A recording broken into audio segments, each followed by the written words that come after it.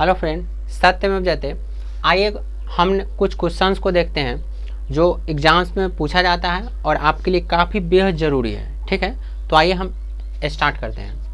कहता है प्रोटीन। जैसे कल हमने बहुत सारे डिजीज के बारे में आपको बताया था, जैसे विटामिन ए लिए थे, विटामिन बी लिए थे, विटामिन सी लिए थे, विटामिन डी लिए थे, आयोडीन लिए थे, लौह लिए थे। ठीक है, जो हमारे शरीर को मुख्य रूप से ज़रूरी है। ठीक है, और किसकी कमी से क्या क्या रोग होते हैं, लक्षण कैसे होते हैं, ठीक है, वो सब हम देखे थे। आज हम बात करें हैं हम कौन कौन से चीज़ पादप से या जंतु से लेकर के उस बीमारी से बच सकते हैं। ठीक है, उस पर आज हम डिस्कस करेंगे। तो आइए, अगर हमारे शरीर में प्रोटीन की कमी होती है तो हमें क्या क्या खाना चाहिए, अगर कैल्शियम की कमी होती है तो क्या क्या खाना चाहिए। एक तो दवा है ही, दवा से हम खा लेते हैं और ठीक हो जाते हैं, लेकिन उसके अलावा भी हम क्या कर सकते हैं, जंतु या पादप से ले सकते हैं। आइए देखते हैं। कहता है प्रोटीन, तो कहता है प्रोटीन के जंतु स्रोत क्या क्या है जो हमें जंतु से मिलते हैं। क्या मिलते हैं? दूध, मछली, अंडा, पनीर एवं मांस। प्रोटीन हम इस सब से क्या कर सकते हैं, ले सकते हैं। किससे?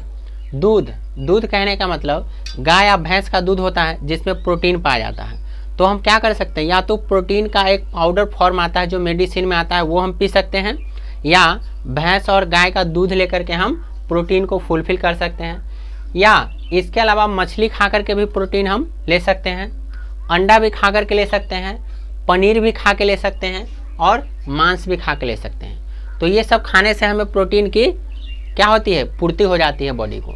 ठीक है, अब बात करते हैं कार्बोहाइड्रेट की। ठीक है, तो कार्बोहाइड्रेट की बात करते हैं तो ये अपना कार्बोहाइड्रेट है, ये अपना क्या है, कार्बोहाइड्रेट है। तो कार्बोहाइड्रेट के पादप स्रोत चावल, गेहूं, बाजरा, मक्का, आलू, शकरकंद, आम, पपीता, गन्ना होती है। ठीक है, कार्बोहाइड्रेट के ये सारा स्रोत है। क्या क्या है? जैसे चावल आप कार्बोहाइड्रेट से ले सकते हैं, गेहूं से भी ले सकते हैं, बाजरा से भी ले सकते हैं, मक्का से ले सकते हैं, आलू से ले सकते हैं, शकरकंद से ले सकते हैं, आम से, पपीता से, गन्ना से। तो ये सारे स्रोत किसके हैं? कार्बोहाइड्रेट के हैं। किसके हैं दोस्तों? कार्बोहाइड्रेट के।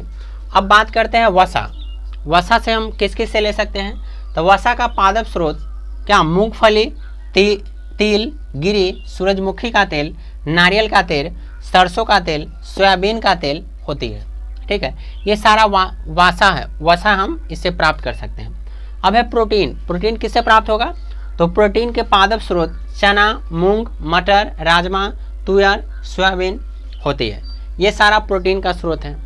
तो ये सारा हम देख लिए, वसा के स्रोत, कार्बोहाइड्रेट के स्रोत, विटामिन के स्रोत, ठीक है, प्रोटीन के स्रोत।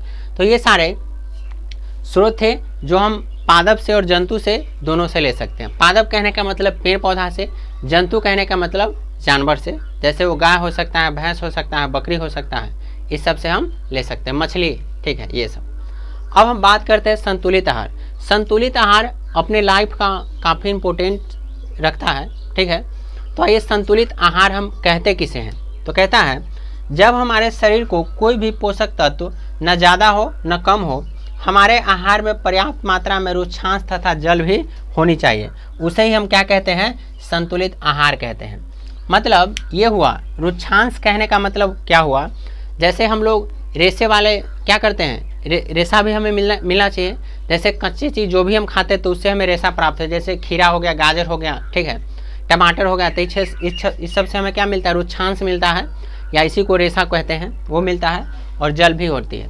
तो ये सभी मिलके क्या बनते हैं? पोषक तत्व बनते हैं। ऐसा नहीं कि आप ओनली फॉर चावल खा के ही पूरा पोषक मतलब संतुलित आहार ले सकते हैं, या गेहूं खा के ही संतुलित आहार ले सकते हैं, या चावल खा के, या ओनली फॉर खाली मछली खा करके ले सकते हैं, ऐसा नहीं है।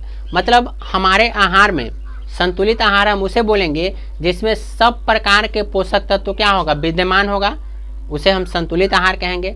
न कोई पोषक तत्व ज़्यादा होनी चाहिए न कम होनी चाहिए, उसे हम संतुलित आहार कहते हैं। ठीक है, उम्मीद करते हैं आपको समझ में आया होगा।